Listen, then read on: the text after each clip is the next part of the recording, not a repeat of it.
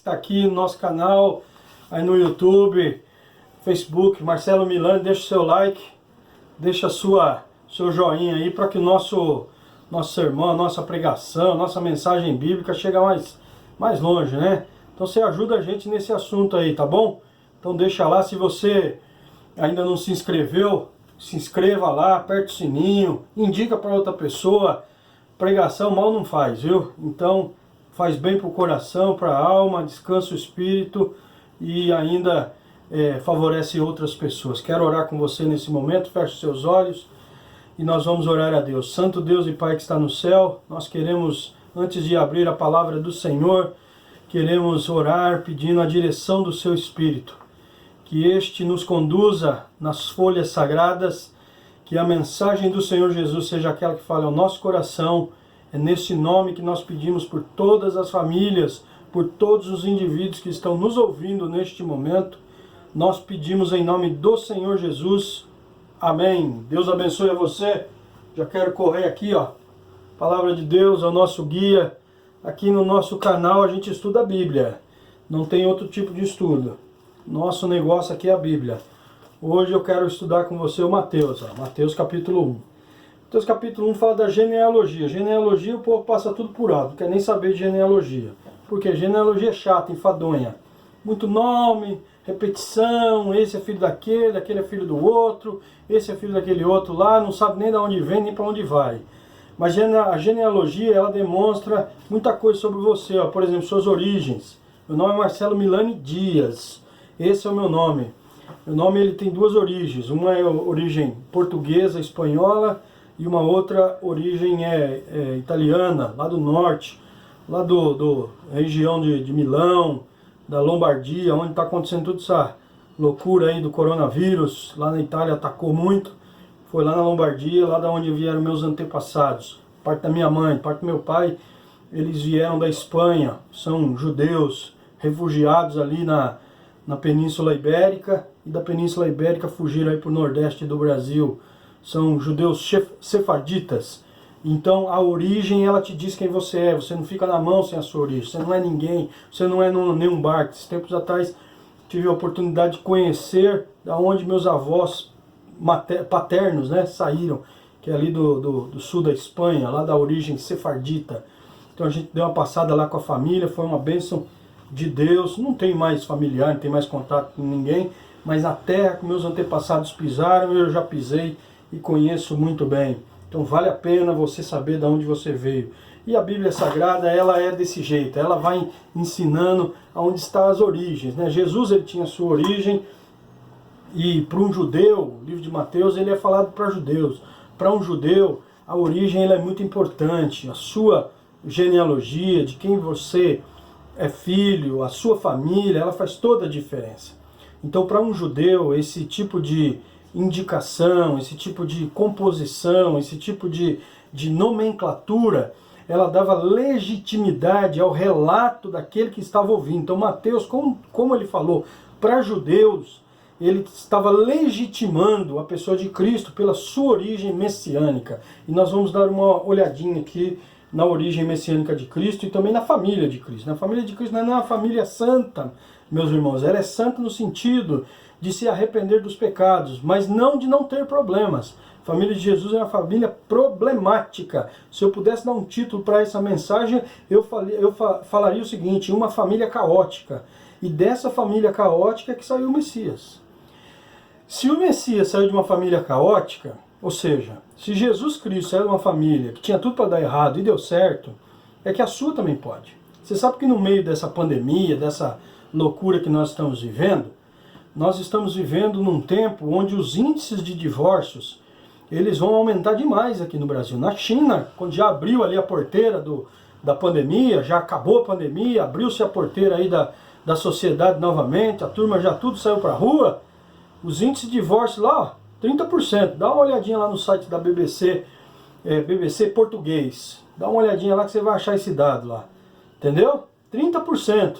Índice de feminicídio, agressões a mulheres aqui no Brasil, ó, 9% acima. Por quê? As pessoas ficam trancadas, todos juntos. As pessoas não se suportam. Muitos são casados para pagar conta. Está errado, não pode fazer isso.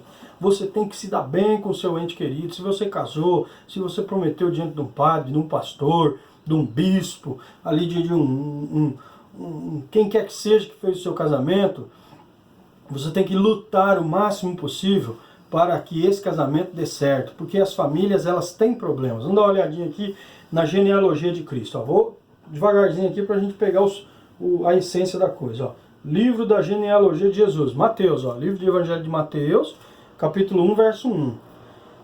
Livro da genealogia de Jesus Cristo, filho de Davi, filho de Abraão. Abraão gerou Isaac, Isaac Jacó. Jacó teve um filho chamado Judá. Esse filho gerou um monte de filho, o Judá. Mas ele tem 2 filhos, que era o e o Onã. E o e o Onã casaram com a mesma mulher. Morreu, Onã casou com a mesma mulher chamada Tamar, e ela morreu. O nome dela está aqui, ó, Tamar. Gerou de Judá. Opa, peraí, como é que pode isso? Se ele era filho de Judá e era casado com Tamar, como é que o sogro era, então gerou aí a Pérez? É porque aconteceu uma história interessante. Tamar não teve filho de e nem de Onã. E os 2 morreram. E ela ficou viúva. E qual era a tradição naquele tempo lá de Jacó? É que o pai, no caso ali Judá, desse o seu próximo filho. E ele ficou procrastinando, ele não quis dar o filho. Ele falou, não, todo filho que dou para essa mulher aí morre. Onde já se viu, vou perder mais um filho.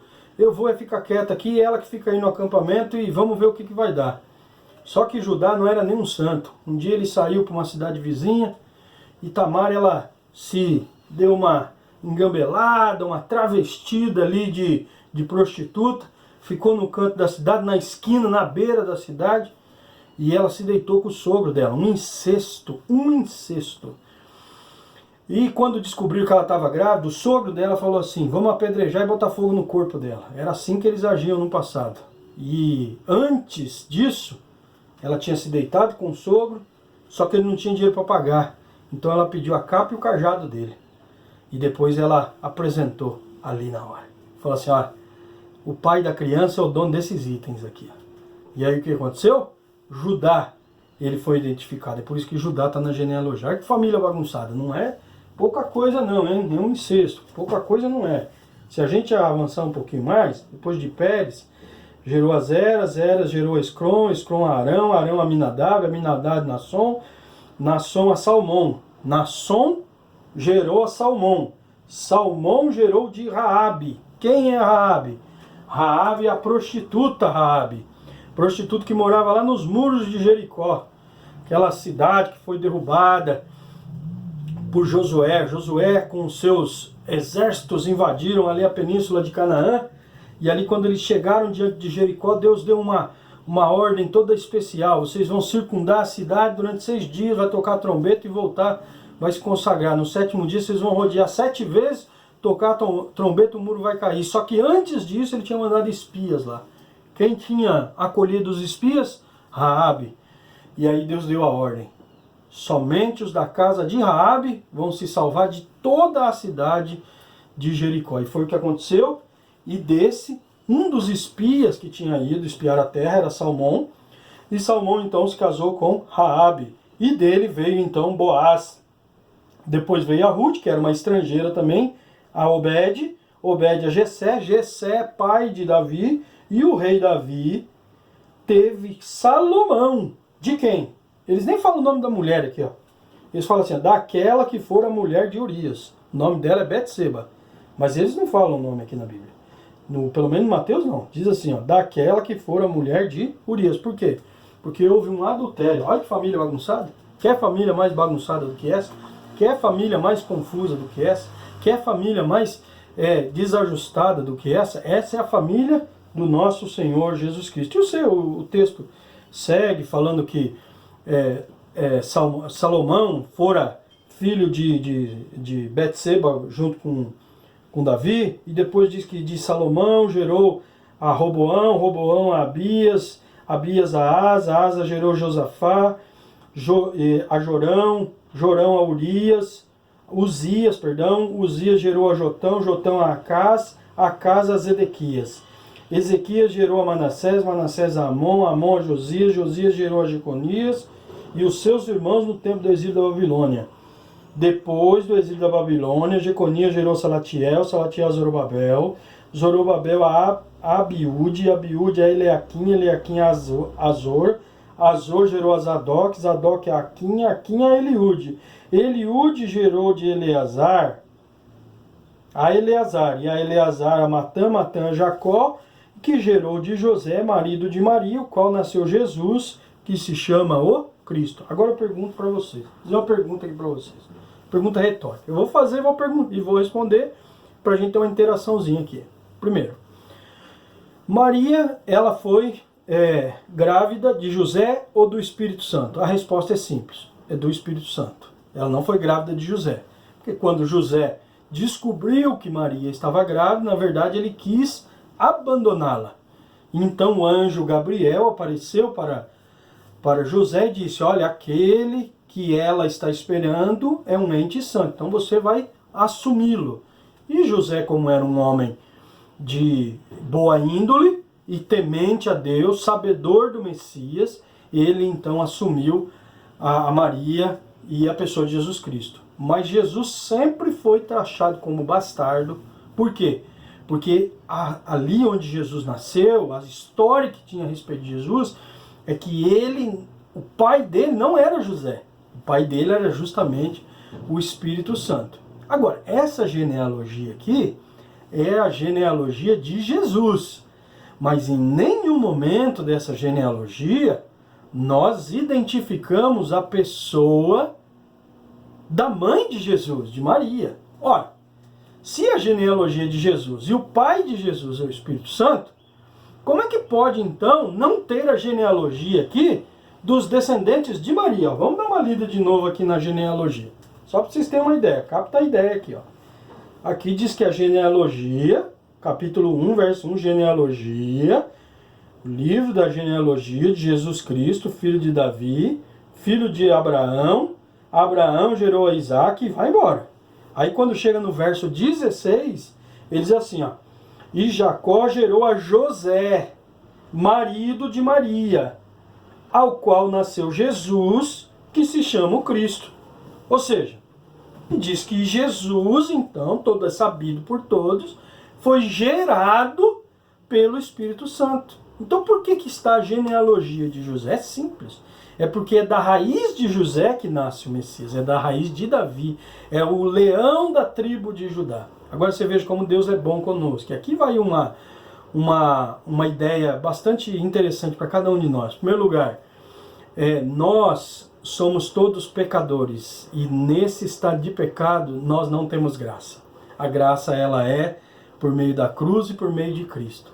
E é por meio dessa graça que Jesus, então, ele foi adotado por José e ele foi nomeado como filho de José, e é nessa adoção do filho de José, de Jesus como filho de José, que ele se torna, então, o Messias pela raiz de José. Então é José aquele que traz a raiz do Messias. Então José é aquele que dá o nome de Messias a Cristo. E não só isso, tem muito mais coisa ainda. Hoje nós somos filhos da ira. Quando nós aceitamos a Jesus Cristo, nós nos tornamos filhos de Deus.